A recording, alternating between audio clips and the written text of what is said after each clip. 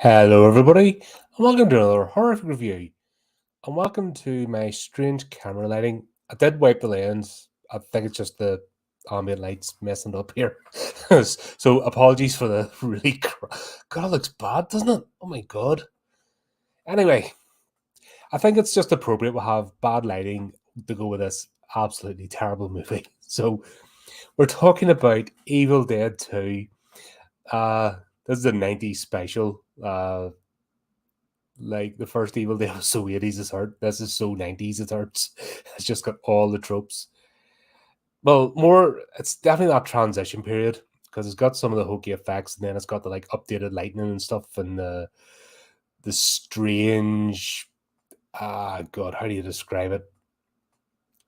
It's like wants to be Terminator 2, but not anywhere near there with the effects and stuff. But it was released in 1991, and the tagline is a seemingly harmless telephone service endows an evil teacher with powers from beyond the grave. Which doesn't make sense because he's alive through it right to the end. God, they couldn't even get the tagline right. But needless to say, we'll start off, we're in a school, and yeah, we've got these 30-year-old school students. This girl's swimming, and I don't know, I thought there was rules about using swimming pools, especially with schools and stuff, that there had to be like lifeguards and stuff present. You just don't go and use it the all times at night. But I suppose the plot needs to happen. She's doing a few laps, and then we get a nice shower scene. I'll put it out there. That kind of makes up for this entire movie because the rest of it's unbearable. So the first 5 minutes, you're like, okay, right, interested, but not for the right reasons. Needless to say, the lights start flickering and whatever, and a telephone rings. With that, it's not even the same sound, but it's worse. I don't know how they managed.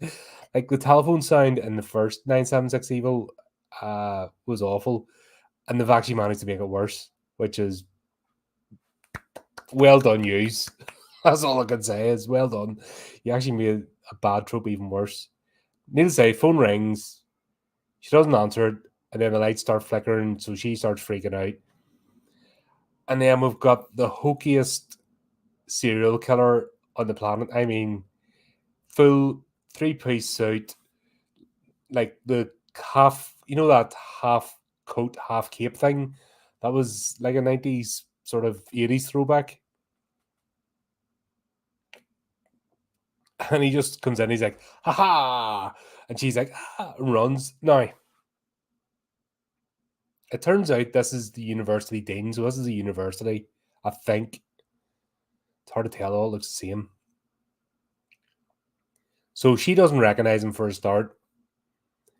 And she just does the Scream Queen thing, running up the corridor at like half a pace a minute and stuff, and the about 100 times to get to the stage.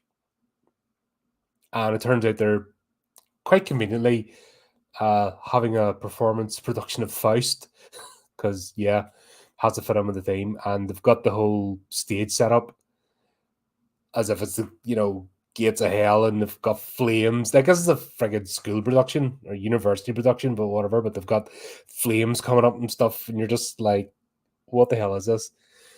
Now, I know it's meant to represent magical powers, but you actually see the strips with the, like you're using concerts and stage. You actually see the strip and the flame coming out of it, so it's not even hidden. They've got her going one there, goes woof, the other end, woof, and then she just lies down politely to let him take care of her. And, oh my god, it was so bad. This should have been a comedy. I'm thinking about it. This should have been a comedy because it's comical, the whole premise. And then we've got this drunken janitor who's like lying in the. Of all the places he's lying in between the pews on the thing, clutching his bottle, and he's sneaking over the top. And the reason you know he's a janitor because the mop and bucket's there, because somehow you get a mop and bucket in. It's freaking weird. Like, talk about 2D characters. That's all they are. They're just, you know what I mean? There's more effort into this props in the stage. You know what I mean? Pantomime scenery has more depth in the characters in this movie. It is atrocious. And I was kind of worried. I was like, oh God, is this going to be like straight to DVD sequel, which apparently it was. So, yay. And the music, it's that sort of, it's not horror. It's kind of comical music with the wee sprinkling of horror. It's sort of, this movie doesn't know what it wants to be. But let's get one thing clear. It's not even a 976 Evil sequel. It's a B movie with member berries. Because this is a completely different story. And it's the most tenuous of tenuous links to the original. Even Spike, because Spike arrives, he rides in, he's some sort of lone rider now, going through the country and doing whatever. And that's really the only link, and the weird telephone ringing, and the fact that you see the business card, and it's even a different flyer. It's just this plain printed business card. They didn't even have the money to do a proper flyer like the first one. The voice is different. So obviously they couldn't afford Robert Picardo this time. He must have went up in estimation and price. It's not even remotely the same setup. And effectively what we've got here is a serial killer movie. In fact, do you know what this is? This is Discount Shocker. But none of the good bits about it. I think it's the best way to describe this. This is, it's that movie, but done badly. If you can imagine that. Oh, dear. Anyway, this happens. Turns out it's been a whole spate of this stuff going on. And blah. Yeah, Spike rides into town, and of course the first person he meets is Robin, who conveniently enough is central to the whole plot. Because, let's not have any coincidences here. I think let's just have it go boom, bludgeon you over the head with this hammer. This is part of the plot. Move forward, don't think. God, man, this was a hard watch. I must have paused this about 4 or 5 times just because I needed to go and make myself a cup of coffee or do something for 2 minutes just to not watch this movie. I think it was that bad. Anyway, who else is of importance here? Nobody. I mean, he meets Robin, says hello to her and stuff, and comes in the bar. He goes into a bar. He sees about the killing, and then he goes to the diner, and he meets Robin, and then she disappears. But all of a sudden, they're now best friends. Like, just met the bloke. He's just rocked up there, said hello and stuff. Now they're best of buddies because that's the way it works. I forgot what happens. This is how bad this is. It turns out, like I said, it's Dean Grubeck. He's the killer. And he gets caught. And I can't remember quite how he gets caught. How does he get caught? I forget. I don't care. It's shit. He gets caught anyway. And he goes to jail cell. And he may as well have a twirling mustache. It's the only thing. He needs a cane, a top hat, and a twirling mustache. Because he's that 2D a character. It's that bad. God. And them have a strange lawyer scene where his brief arrives and the prosecutor's sitting there on the table. And it's using the cushy interrogation rooms that look like they're conference rooms. It's all very strange. It turned out the police have no evidence to hold him, but he's going to be held anyway. And it's so the plot can happen, because basically what it is, he can ask for project. That's even in the title. Yeah, what is it called? Evil, or I keep saying Evil Dead. 976 Evil. God, what is that? Astral projection something. God, I can't even read the title. Whatever, it's not important. It's shit. It's not even the astral factor. That's what it's called. Yeah, because basically he needs to be locked in a prison jail cell so that he can astral project and go and carry out more killings. That's essentially it. So that's his plot device. It yammers on for ages. It's an hour and a half, but God, it feels like a 3-hour show. And we'll get to the point where Robin, it turns out her father's the chief constable or whatever of the area, whatever it is. Sheriff, or it's a town, and he's like the big doodah, and they're all under him. And he's the weirdest looking bloke. Like, honestly, he's for a father, he's a strange bloke. But even that, Grubeck, turns out Robin works for him on a part-time basis, you know, in the university. He has a photograph on his desk of them two. And it turns out he's obsessed with her. Now, nobody's noticed. Like, he's got a reputation for being sleaze. He's got a photograph of those two, and Robin is completely oblivious to the fact that he's latching on her. Like, and she works for him, so she's been in his office, she's grabbed stuff, you know what I mean?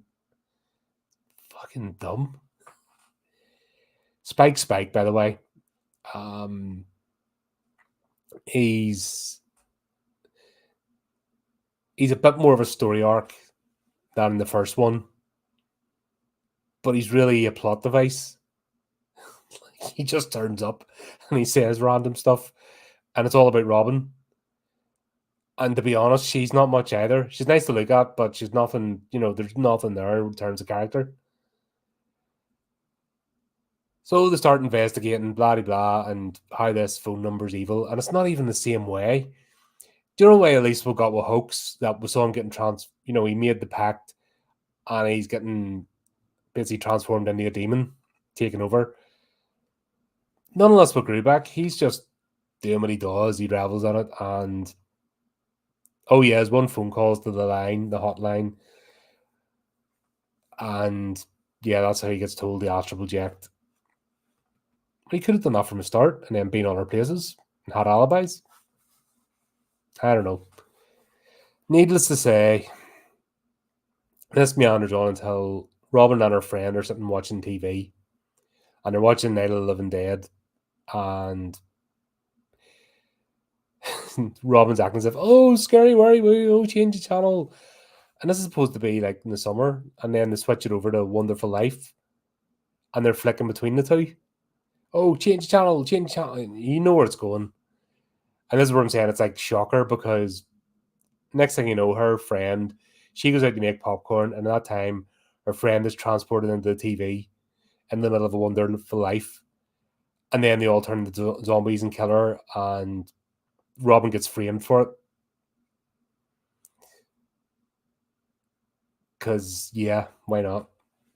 God, this is a painful movie to talk about. It really is. So this whole shit, she goes on the run. Spike appears, saves her. And then when they're investigating, Spike goes to Grubeck's house, and then turns out he's a hunter, and he's got mounted heads in the wall, and they start talking to him, and the machine gun comes alive. And nobody notices. Like, the place is getting shot up and all sorts, and it's middle of the day, and he just walks out. Oh, and I love the fact that he picks the lock, and you see him just touch it, and the door opens.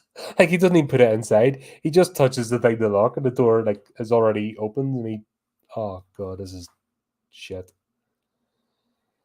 Yeah, god, this is meander on. There's no plot to this, by the way. This is just utter crap. So let's talk about the director, because I found out some interesting facts here. Jim Wynorski, he's his whole thing is he likes to make sequels to bad movies in an attempt to make them better. I think he failed.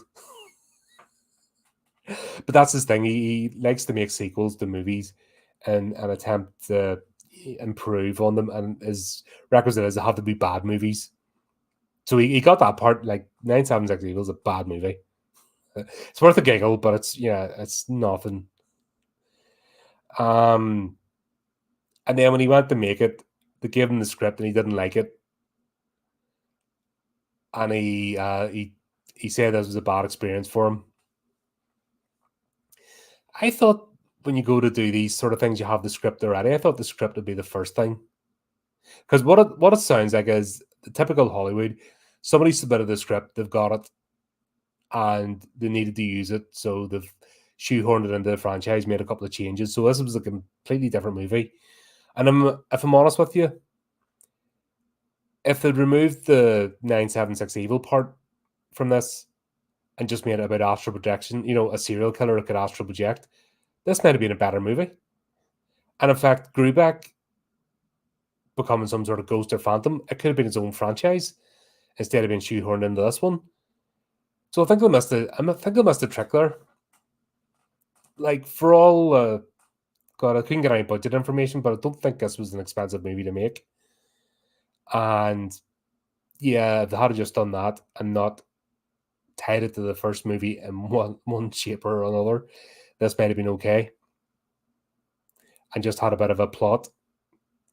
Because the guy that plays Spike is so generic and replaceable, and yeah, anybody could have been that character. So it didn't have to be him. And it could have even been him and we wouldn't have noticed. You know what I mean? Because his hair and all is different. And to be honest, like I said, he's just that generic and forgettable. He reminds me a bit of Craig Schaefer, to be honest. Just, that sort of everyman actor that can be in anything that just, you sort of forget them. And if you didn't have knowledge of a particular franchise, like you'd be like, who's that? And they can all interchange with each other. God, right. So Spike then goes off to do a bit of investigating as well. There's a lot of filler in this. It's like they're trying to, use up time. But he goes to this hokey, occult shop. And yeah, it's all like ancient tomes and stuff. Like where it is, and it just doesn't make sense as well. It's on a strip mall, but they've got all these antique books.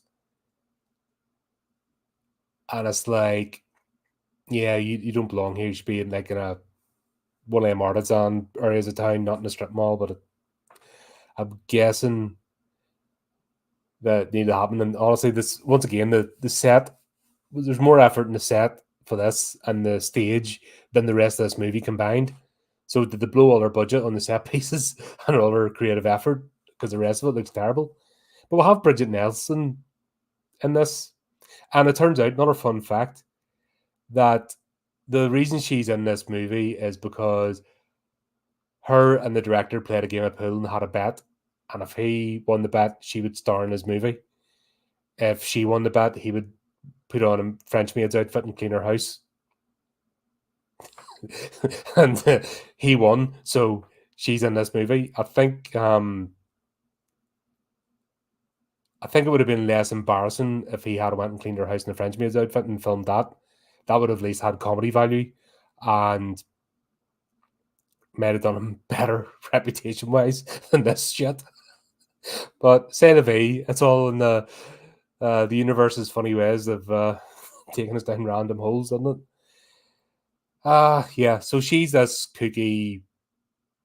She's a plot device. She's there to impart that he astral projects. That's how we find out what Grubeck's doing. Then we'll have this. It just goes weird. She's on the run. She goes back to the sheriff's office and the place is deserted because it turns out Grubeck's killed everybody and there's bodies falling out of cupboards and stuff, as a horror movie. All the sheriffs. She goes to kill Grubeck because Spike was distracting him by getting him to chase him on a truck. Now, they've already found out if you kill the host body, then the astral body dies. And Spike's job was to distract him. Now he's chased down on a truck, which was just happened to be conveniently parked outside the store, and also conveniently knows how to drive a truck, and it's manual gears, which means you have to learn the 8 gear. You know, in a HCV, you have to it's 8 gears, so you actually have to learn how to use the switch and stuff, and to get up the other gears, or else you stall the thing. So he's a professor, you know, an academic, and yeah, he can drive a truck. I don't think so. And the funny thing was, well, the door's open, like the back hatch is open when it's parked, and then it's closed when he's driving as well. So this is how much they don't give a shit. Stupid things like that just they don't make any sense.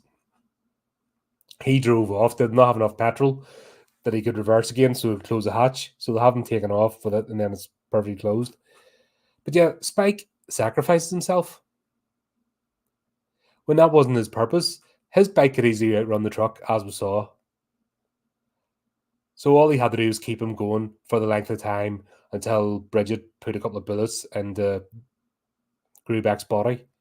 But no, he decides to zoom ahead, stop, light a stick of dynamite, and then charge down the truck and blow them up, which means that Grubeck would immediately return to his own body, and then which he does, and completely messes up the plot.